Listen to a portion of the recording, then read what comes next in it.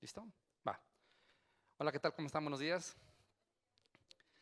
Bueno, vamos a platicar un poco un tema bien importante. En esta semana se ha platicado mucho o se han visto temas de crédito, de seguros, de protección, de economía y demás, ¿no? Pero creo que uno de los temas importantes que mucha gente desconoce, particularmente es el tema de la pensión, ¿no? Para gente joven, ese tema es, no, falta muchísimo tiempo, quién sabe si vaya a llegar, quién sabe qué vaya a pasar y demás, pero para gente que está más próxima al tema de la pensión, ¿no? Hay elementos bien importantes que debemos de conocer respecto a cómo debe de ser ese viaje, así lo llamamos nosotros, ese viaje en una etapa de acumulación, cuando una persona es joven, ¿no? Está acumulando dinero, trabajo, esfuerzo y demás, y en algún momento hay algo que se llama etapa de desacumulación. Desacumulación es el tema particularmente la parte de la pensión, ¿no? Entonces vamos a ver algunos elementos importantes. Es una de las preguntas que nosotros hacemos siempre es, ¿qué estamos haciendo hoy para el momento de la vejez? ¿No? Mucha gente nos dice, es que yo estoy trabajando ahorita. Sí, pero ¿y en tu vejez qué estás haciendo? ¿O qué estás haciendo para tu vejez? ¿No? Ese es un elemento de verdad bien importante que la gente pone como en segundo plano, y en ese sentido pasan cosas que le están pasando actualmente a las generaciones que se están pensionando y que en este sentido es una pensión muy bajita. Para poner un contexto, ¿qué haríamos nosotros si el día de hoy nos tocara pensionarnos y nos vamos a pensionar con el monto promedio con el cual se está pensionando la gente en la actualidad, que son más o menos 7,000 pesos? La pregunta es, ¿qué haríamos con 7,000 pesos ahorita?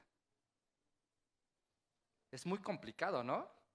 Entonces, lo que nosotros queremos con este tipo de charlas es poder sensibilizar a la gente y decirle, tienes que hacer algo hoy para que tu futuro no sea tan desgarrador como como lo están viviendo las generaciones actuales que se están pensionando, ¿va?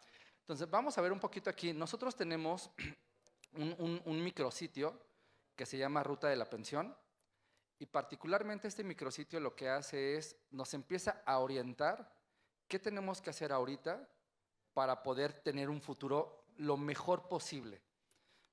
Nosotros manejamos algo importante que es vivir económicamente libre de dependencia de otra persona, ¿sí? Entonces, en ese sentido, lo que nosotros queremos manejar aquí o queremos platicar con ustedes es particularmente este tema de ruta de la pensión. Importante, si nosotros el día de hoy tenemos X salario, lo que sea, y mañana nos pensionamos, ¿con cuánto nos gustaría pensionarnos? ¿Qué se imaginan? Si el día de hoy ganáramos, ejemplo, 15,000 pesos y mañana nos toca pensionarnos, ¿cuánto nos gustaría recibir de pensión? Cuando menos 15,000 pesos, ¿no? Cuando menos, ¿no? La realidad es completamente diferente. Las estimaciones nos dicen que una persona va a recibir el 30% de su último salario. Entonces, echémosle cuentas, si gano 10,000 pesos, ¿cuánto va a ser mi pensión? 3,000. La pregunta es, ¿y qué haríamos con 3,000 pesos en el momento de la vejez? Está complicado, ¿no? Ahora, también hay personas, eso es una realidad, es una combinación de factores, que hay personas que su pensión es arriba de 70,000 pesos. ¿Ustedes qué se imaginan que está la diferencia entre una persona que en su pensión son 10,000 o una persona que su pensión son 70,000? ¿Qué se imaginan que es? ¿Dónde está la diferencia? El salario, ¿qué más? Semanas cotizadas, particularmente en ley anterior, ¿no? Pero algo importante, algo hizo alguien, o sea, esta persona que gana 70,000 o que va a tener una pensión de 70,000, hizo algo diferente a una persona que tiene una pensión de 10,000. ¿Qué se imaginan que fue? Aparte de los requisitos, obviamente las semanas. Échenle un poquito, ¿qué se imaginan que sea? Cotizó desde muy joven, entonces eso le dio oportunidad de semanas o acumular semanas, ¿no? El salario también influye muchísimo, pero algo importante que hizo la persona de 70,000 versus alguien de 10,000 es que se informó, supo cuál era la combinación ideal para tener una mejor pensión. La mayoría de la gente no se acerca a conseguir información para saber cuál es la pensión que pudiera llegar a recibir, ¿no? Entonces, en ese sentido, un poco aquí, para nosotros Ruta de la Pensión es qué es y para quién va dirigida, este tema de Ruta de la Pensión, características particulares que tiene, las etapas que tiene cada una de estas leyes, particularmente o la mayoría de la gente cotiza al Seguro Social, ¿no? Y ahí hay dos tipos de leyes, Ley 73, Ley 97, para personas que trabajan para el gobierno federal, la mayoría cotiza al ISSSTE y también hay dos tipos de modalidades de pensión, ¿sí? Vamos a platicar un poquito servicios digitales que necesitamos tener presentes para poder tramitar, en este caso, una pensión, ¿sí? Y muy general, ¿dónde vamos a poder consultarla? Veamos aquí. Ruta de la Pensión para nosotros es una guía que nos da el paso a paso de qué tenemos que hacer para el momento del retiro, ¿sí? Uno de ellos, nos comentaban, es las semanas o los requisitos. Si yo les dijera a ustedes que para tener, por ejemplo, a ustedes tres que están más jovencitas, ¿no? Si les dijera, tienen que cotizar mínimo 1000 semanas de trabajo, ¿para ustedes es mucho o poquito? ¿Es mucho? ¿No? Si les dijera de este lado, 1000 semanas, ¿es mucho o poquito? 1000 semanas. 1000 semanas es un poco menos de 20 años, pero la mayoría de la gente empezamos a trabajar en promedio a los 22 años. Y si me dicen, tengo que acumular 1000 semanas, quiere decir que a los 42 años ya las acumulé, ¿no? ¿Y a los 42 años soy joven o ya estoy como para pensionarme? Muy joven, ¿no? Entonces 1000 semanas tampoco es tanto, ¿no? ¿El problema dónde está? El problema muchas veces es que yo empiezo a trabajar, pero no necesariamente estoy cotizando. Es decir, no necesariamente tengo seguridad social. Y ese es uno de los requisitos importantes que yo voy a necesitar para poderme pensionar, las semanas, ¿no? Luego, otro factor importante. Esta guía lo que nos dice es, si tú eres de una ley, te corresponde cierta ruta o cierto camino, y si tú eres de una ley diferente, te corresponde otro camino. Voy a poner otro ejemplo en este sentido. Imaginémonos, si yo soy una persona joven, me toca pensionarme bajo las leyes nuevas que nos dice, tienes que acumular dinero en una cuenta individual en una Afore, y de ese dinero te vas a pensionar. ¿Cuánto se imaginan ustedes que puedan acumular en una cuenta individual desde que inicia su vida laboral hasta que termina? Manejemos montos. ¿Cuánto les gusta? ¿1 millón? ¿500,000? ¿2 millones? ¿No? Entre más dinero acumulemos, mejor es la pensión.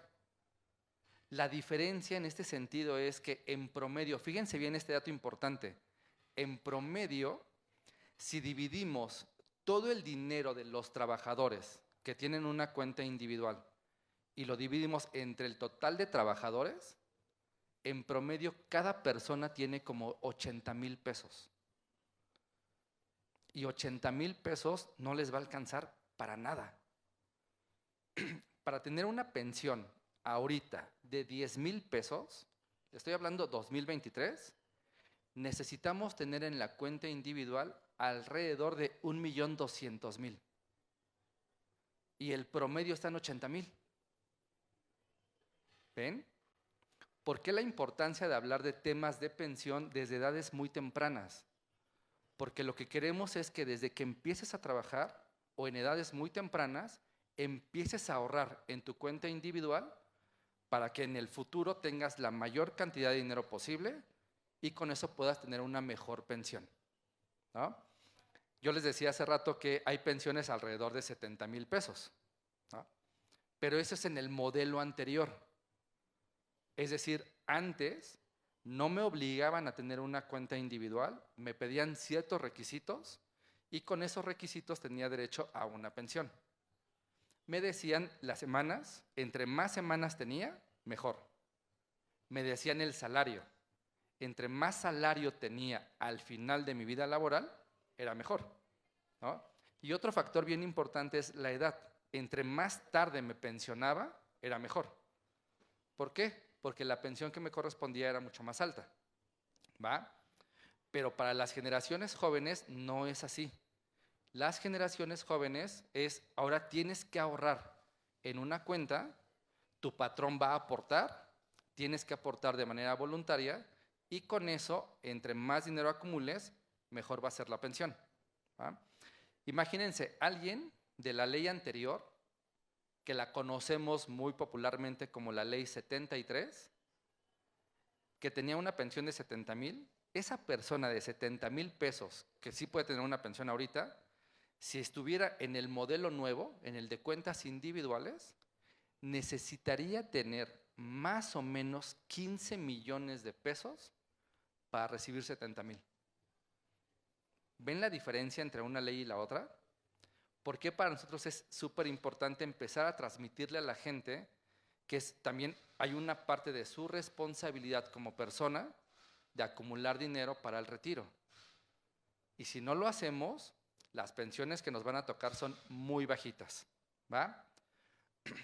Un poco aquí, en este tema de las características que tiene la ruta de la pensión, pues es que me dice requisitos, me da características, hay una asesoría digital, pero hay una asesoría, hay una orientación sobre las diferentes etapas que nosotros necesitamos cubrir o tener para estar al menos bien informados de cara al tema de la pensión, ¿no? Aquí hay algo bien importante. La ruta de la pensión a nosotros nos dice 3 etapas. La primera es calcula. Para nosotros, ¿qué es calcula? Entra a la página y calcula cuánto sería tu pensión en el futuro. Y de verdad, ahí nos vamos a dar cuenta de que si no hacemos algo ahorita, el futuro, en el momento de la pensión, va a estar bien complicado. Hubo una reforma al sistema de pensiones en 2020. Este año empezaron a aportar más los patrones a la cuenta individual de cada trabajador, ¿no? Pero de todos modos, no nos va a dar la oportunidad, la facilidad de tener una buena pensión.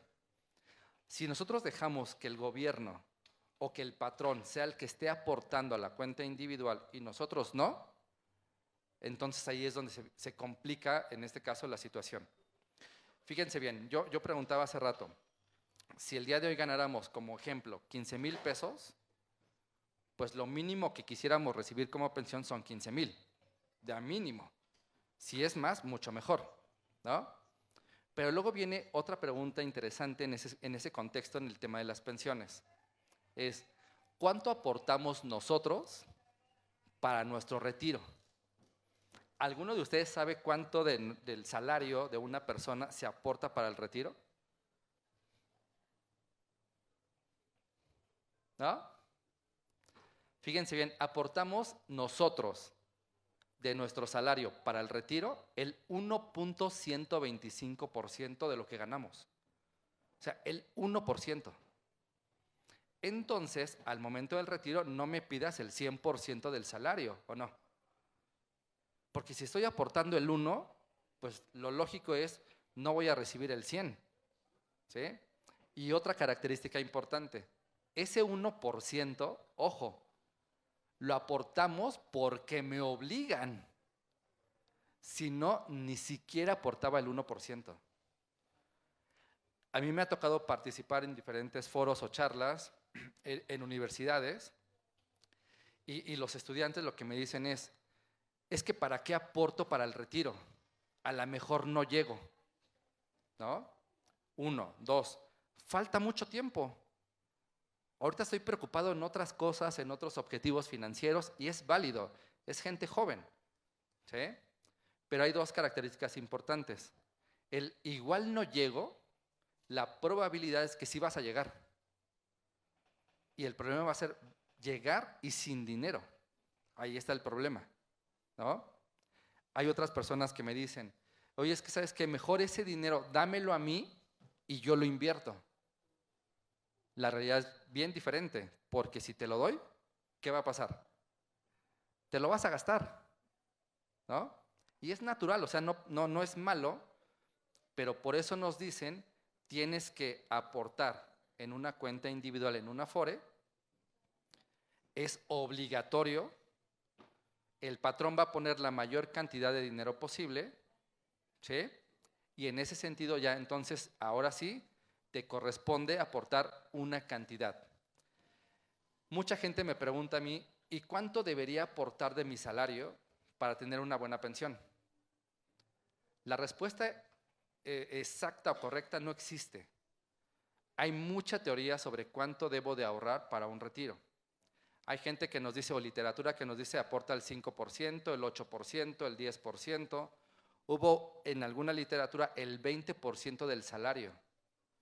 Y la gente es, yo no voy a ahorrar el 20% de mi salario, ¿no? ¿Por qué? Porque a lo mejor no llego. Lo correcto en ese sentido, lo que nosotros hacemos es, no importa, de momento no importa cuánto, ni en porcentaje ni en cantidad. Lo que queremos es generar el hábito del ahorro. Eso es lo primero que tenemos que hacer, generar un hábito de ahorro. Cada semana, cada quincena, cada mes estoy aportando una cantidad. Y cuando yo ya genero el hábito, ahora sí podemos hablar de porcentajes, ¿sí? Ahora, importante también, y esto no es un tema de género, pero sí es importante mencionarlo. ¿Quién debe de ahorrar más, los hombres o las mujeres? ¿Qué se imaginan? ¿Quién debería de ahorrar más, los hombres o las mujeres? ¿Las mujeres? Y si fueran las mujeres, ¿por qué las mujeres? Porque aquí hay un tema bien importante.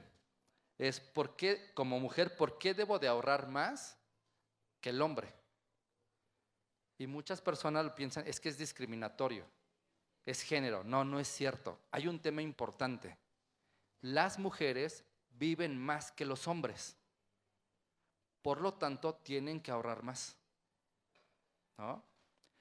Imaginémonos así muy general.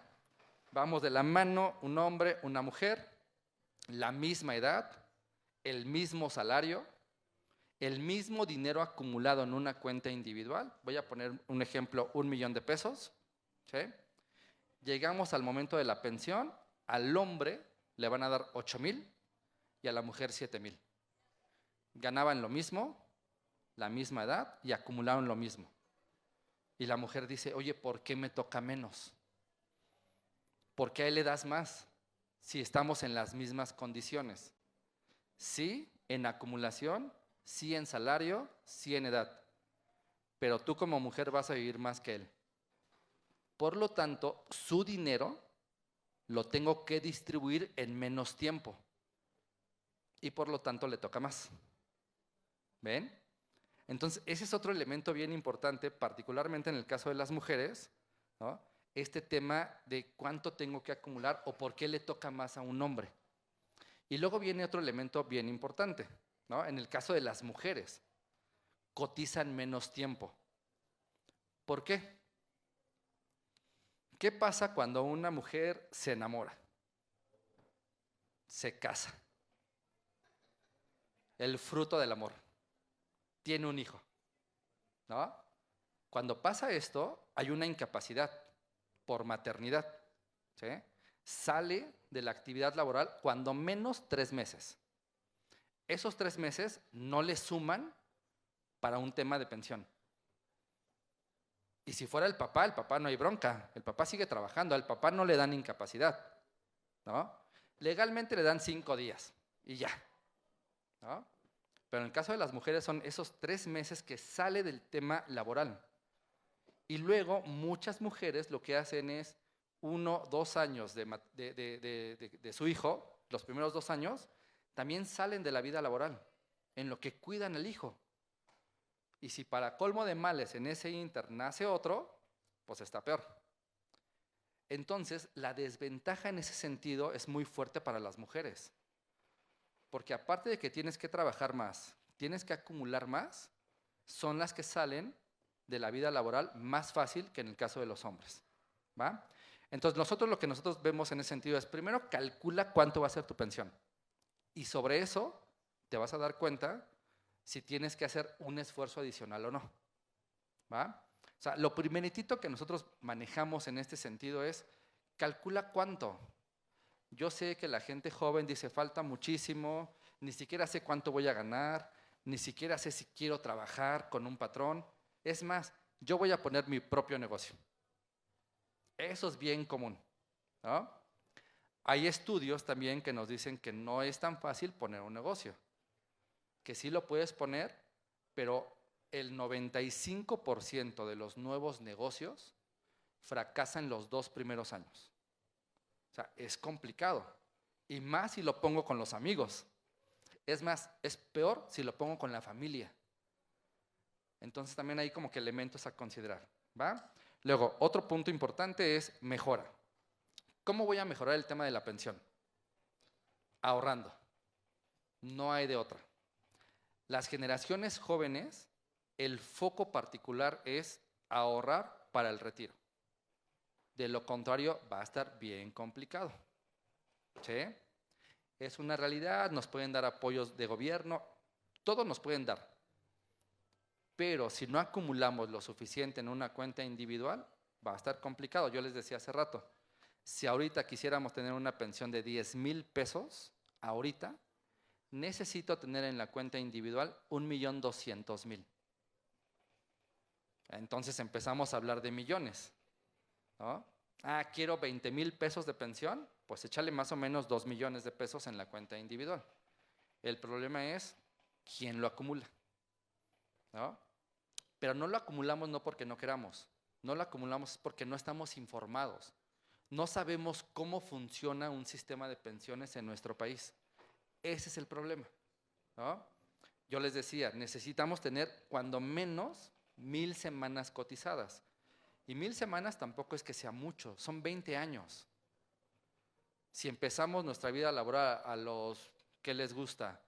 A los 20 años, pues a los 40 ya acumulé al menos el requisito de semanas. ¿Qué me hace falta? Uno bien importante, la edad. Si yo preguntara también aquí, ¿a qué edad nos gustaría retirarnos? ¿Qué diríamos? O sea, ¿a qué edad nos gustaría retirarnos en el momento que empecemos a trabajar y decimos, ¿sabes qué? Como que ya me cansé. ¿A qué edad me gustaría retirarme? ¿A los 40? ¿A los 50? ¿Ah?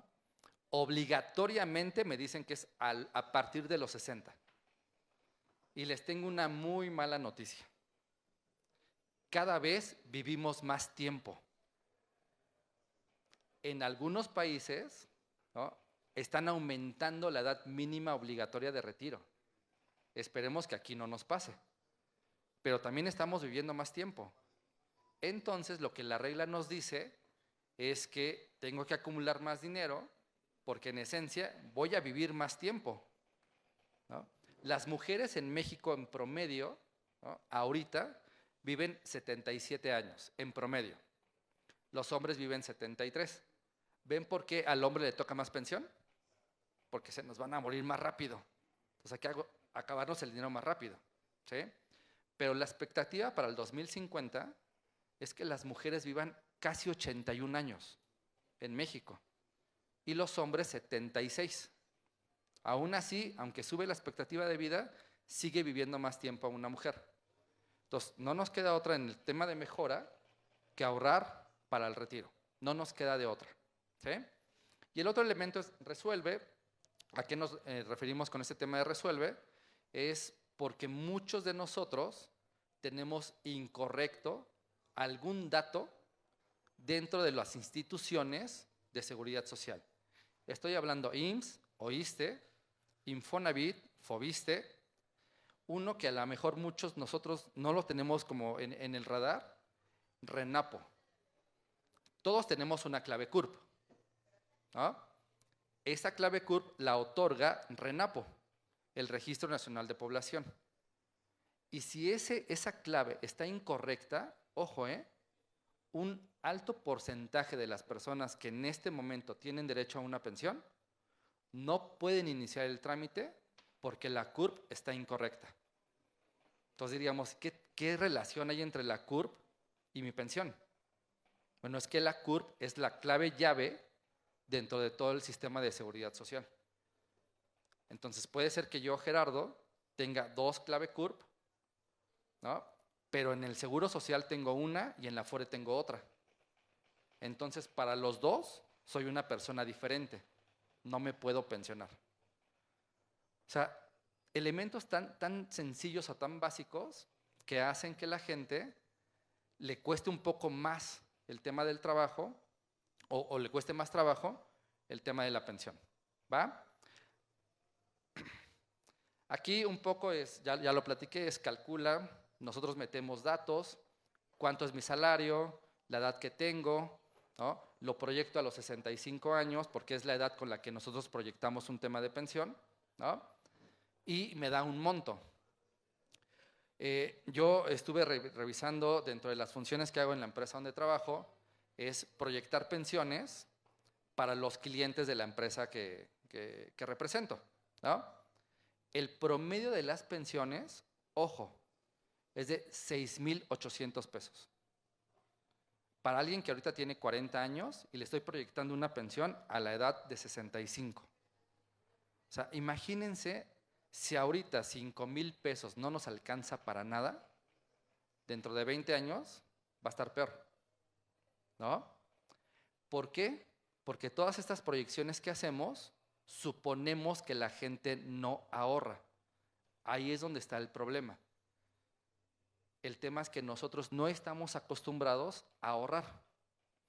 Muy rápido hablo de un ejemplo o de una característica, por ejemplo, en Estados Unidos.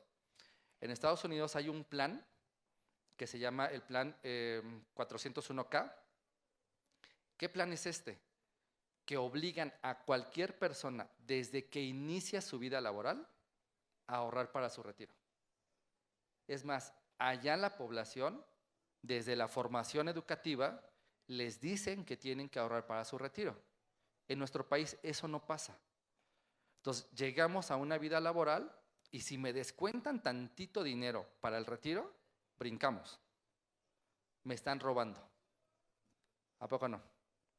Los que ya trabajan, el impuesto sobre la renta. Pues ni modo, son impuestos que tenemos que pagar. ¿Sí?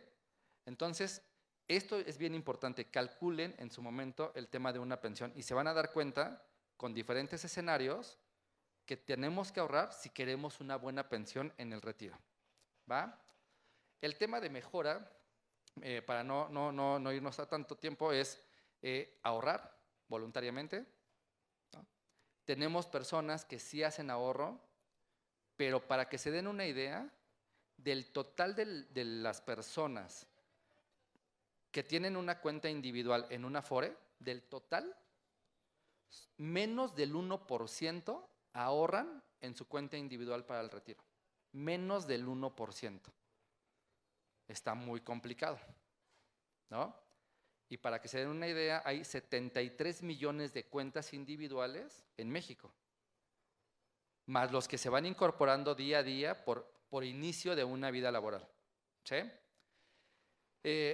Un elemento importante, las personas que se pensionan al amparo de la ley anterior, tanto en el IMSS como en el ISSSTE, la verdad es que son personas que están muy favorecidas en el sistema.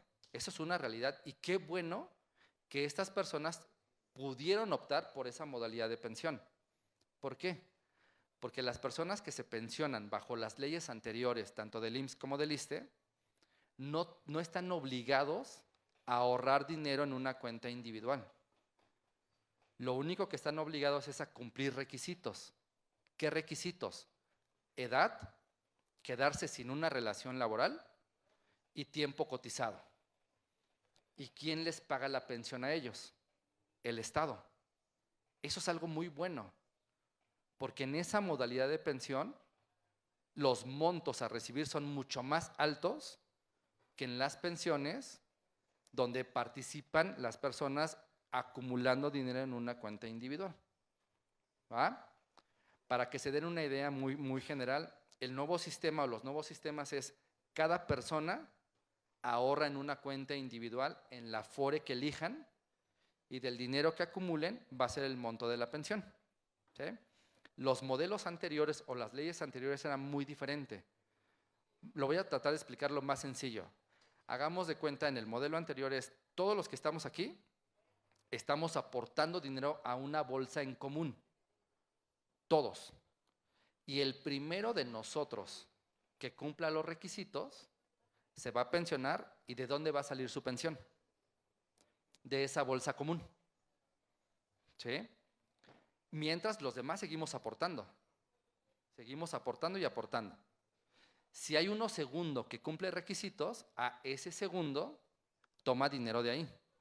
Pero mientras se van incorporando nuevas personas aportando a la cuenta individual, ¿sí? O al fondo común. En lo nuevo no es así. Cada uno de nosotros aporta en función a su salario y en función, en este caso, al salario que tenga cada uno. Entre más gano, más aporto. ¿Sí? Y hay una regla importante con esta reforma que les decía hace unos minutos. La reforma nos dice que hay nuevas aportaciones con cargo al patrón.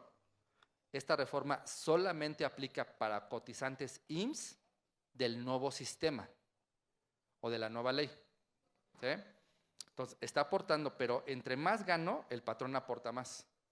Y entre menos gano, el patrón aporta menos, pero las personas que ganan muy poquito, el patrón pone menos, pero entonces ahí sí le entra el Estado a aportar una cantidad en particular para esas personas, para que no esté tan descompensado de los que ganan un poco más.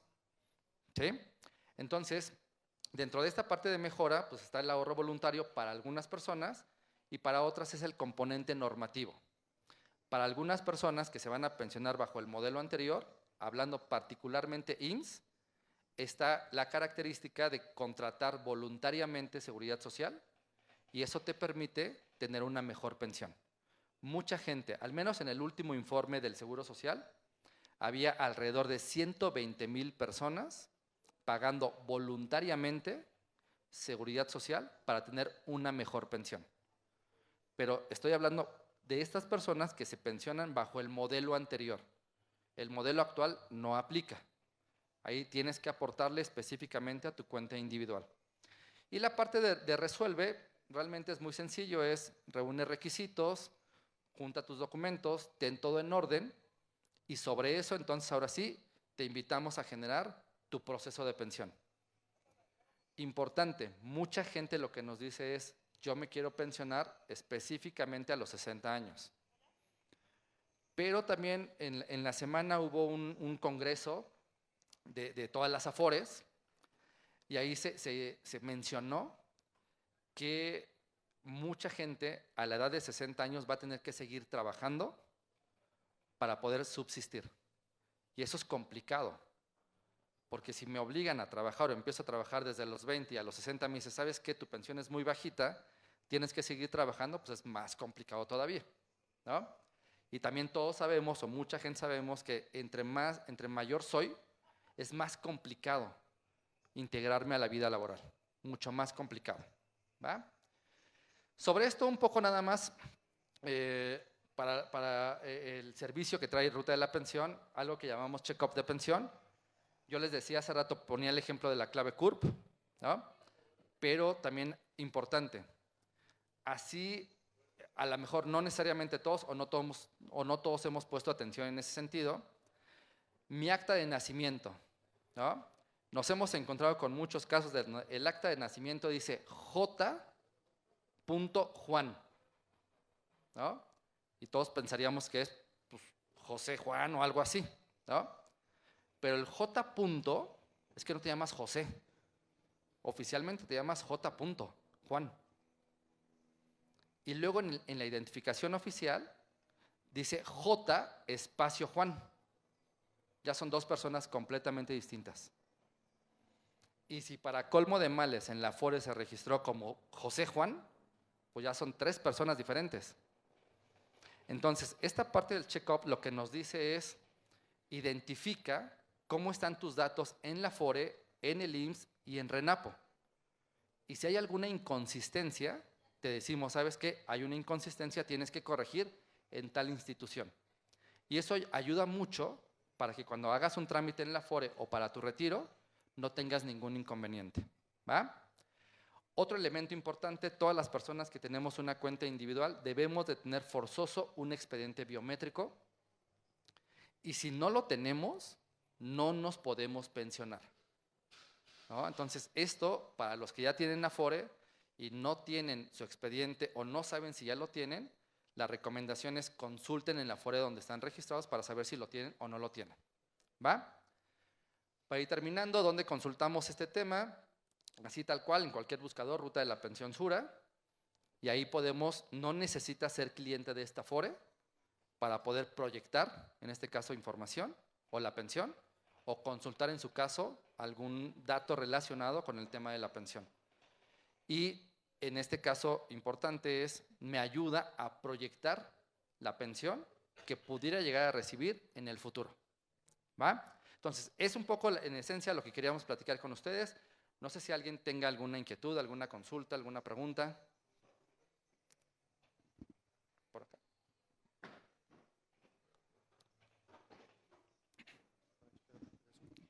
Hola, mi nombre es Paulina y, por ejemplo, yo tengo 21 años y estoy en mi último año de universidad. Y, por ejemplo, mi mejor amiga ya tiene una cuenta abierta en un banco para ahorrar para su pensión. Pero entonces, ¿cuándo sería la edad correcta? O sea, ¿tendría que esperar a ya yo tener un empleo fijo y con mi salario ya empezar a ahorrar o de una vez? O... No, de hecho ahí la realidad es, el momento que una persona, independientemente de la relación laboral, si es que ya se tiene, pero que tenga un ingreso y que tenga la posibilidad, es empezar a ahorrar en ese momento.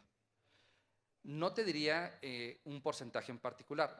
Las proyecciones que nosotros hemos hecho es, cuando una persona tiene 20 años y quiere recibir en el futuro el 100% de su último salario, la relación es, en el caso de los hombres, aporta desde ya, 20 años, 7% de un ingreso, y en el caso de las mujeres, 7.5%. Acuérdense que las mujeres tienen que ahorrar un poquito más. ¿Por qué? Porque viven más, ¿no? Pero si hay esa cultura o en esencia esa posibilidad de empezar a ahorrar para el retiro desde edades bien tempranas, la recomendación es 7 para los hombres, 7.5 para las mujeres, ¿va?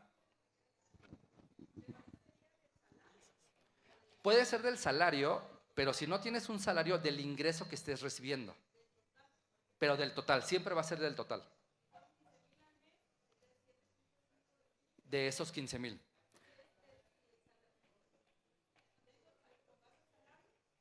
La relación o la regla es siempre en función al salario. Sobre el salario que tenemos, pero en edades muy tempranas. Si yo ya tengo 40 años, yo ya no voy a ahorrar el 7%. Ya me toca ahorrar más o menos un 11%.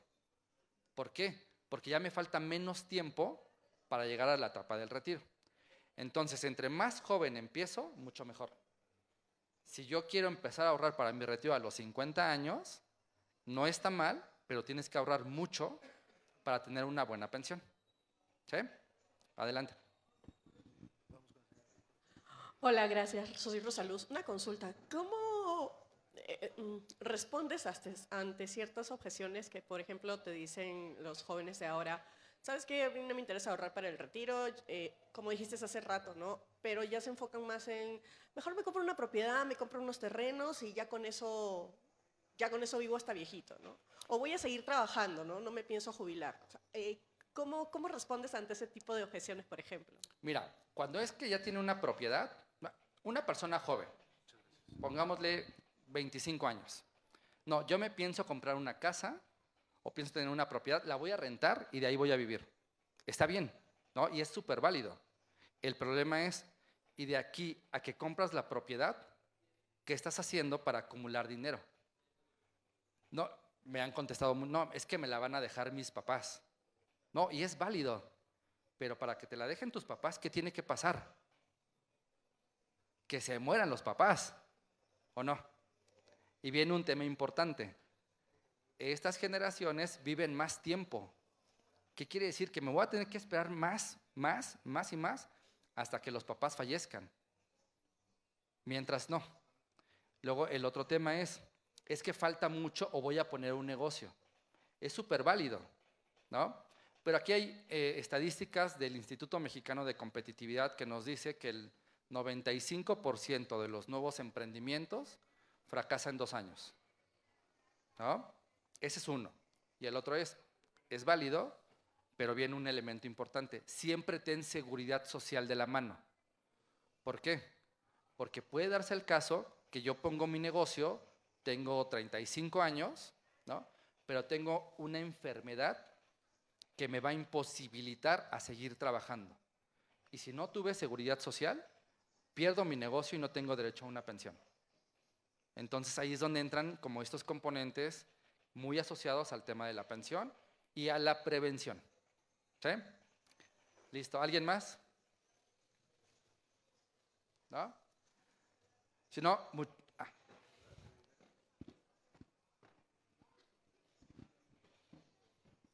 ¿Qué tal? Buenos días. Habías comentado que en la cuenta personal para el retiro había que tener aproximadamente como 1.200.000. mira, yo pongo un ejemplo que es, si en este momento quisiéramos pensionarnos y tener una pensión alrededor de 10,000 pesos, necesito tener 1,200,000 en la cuenta individual para alcanzar ese monto. Ok, y una pregunta, ¿a cuánto tiempo está considerada esa pensión? O sea, hay un momento en el que se acaba, o sea, supongo que de ese 1.200.000 van sacando el dinero, ¿no? Mira, ya, súper buena la pregunta. Hay 2 modalidades. Uno es, ese 1,200,000 se lo transfieres a una compañía de pensiones. Importante, pierdes la titularidad del dinero, ya no es tuyo, ya es de la compañía de pensiones, ¿va? Pero la compañía de pensiones te va a estar pagando esos 10,000 año con año, bueno, mes a mes. ¿Hasta cuándo? Hasta que la persona fallece. Esa pensión va a ir incrementándose en función a la inflación cada año. Esa es una forma.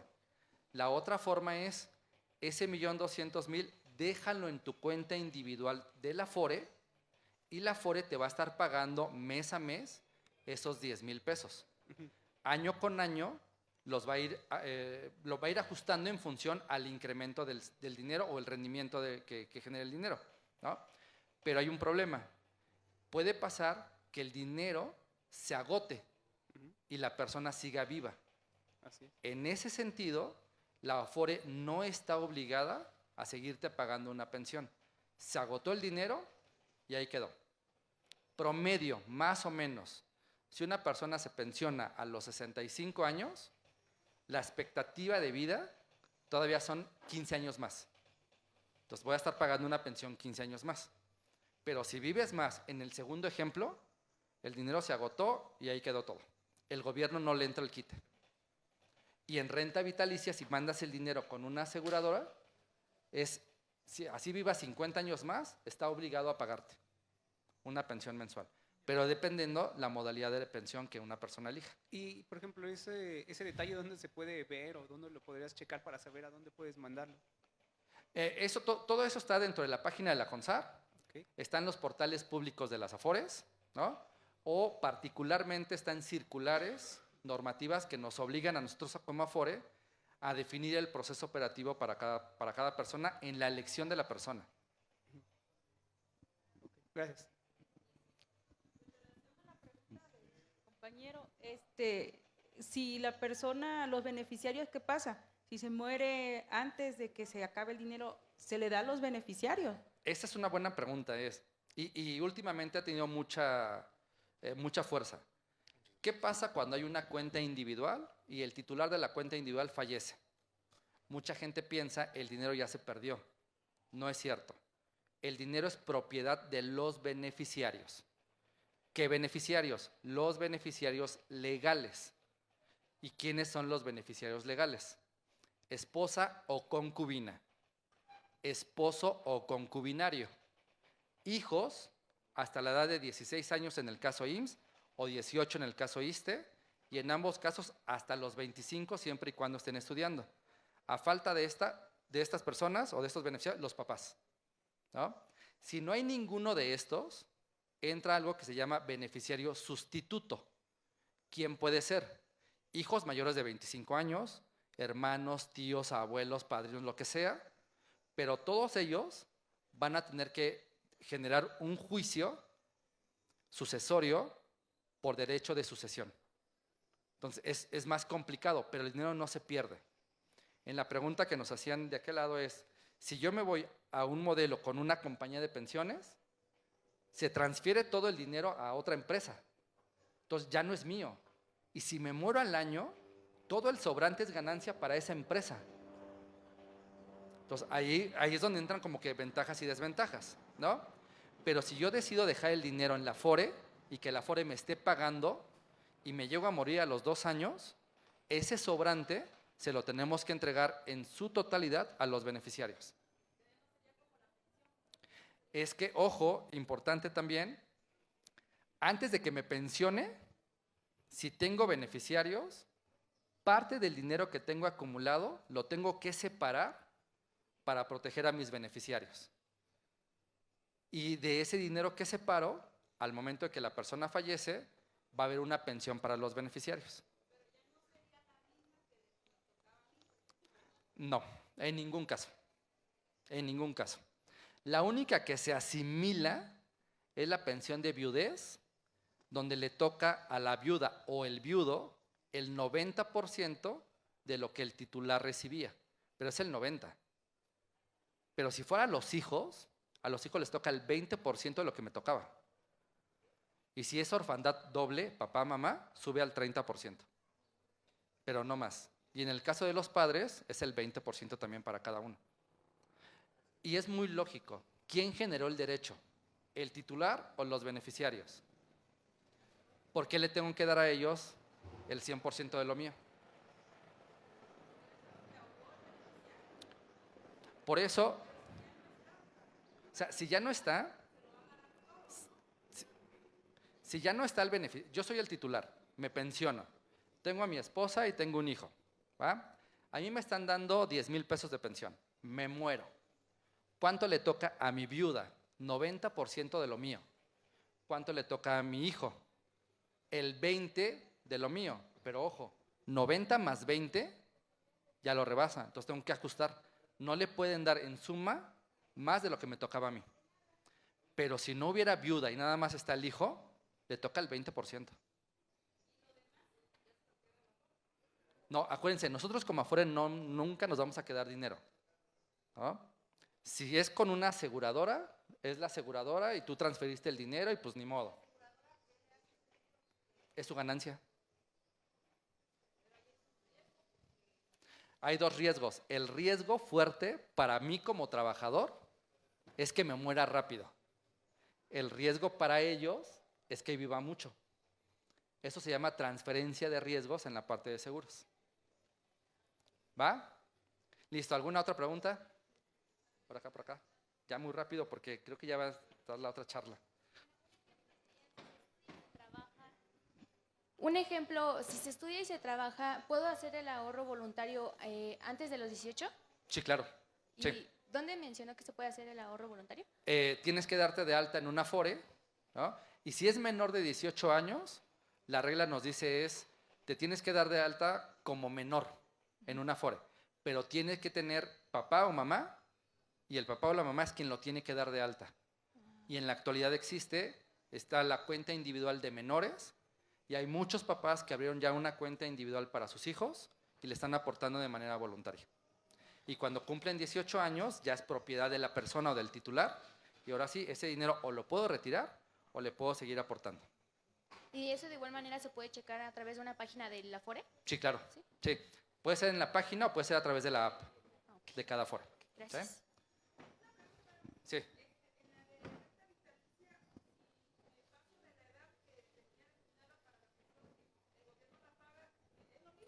O sea, en renta vitalicia mandé todo el dinero a la compañía de pensión, ¿no?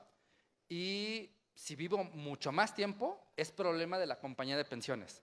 Están obligados a seguirme pagando una pensión. ¿Perdón? No, es la misma compañía. Sí. Es una transferencia de recursos, se obligan a estarte pagando, el riesgo es morirme rápido. Ese es el riesgo. ¿Sí? Listo, pues hasta aquí. Muchísimas gracias a todos por el tiempo, por el espacio, y la verdad la invitación siempre va a ser a que vigilen el tema de su pensión.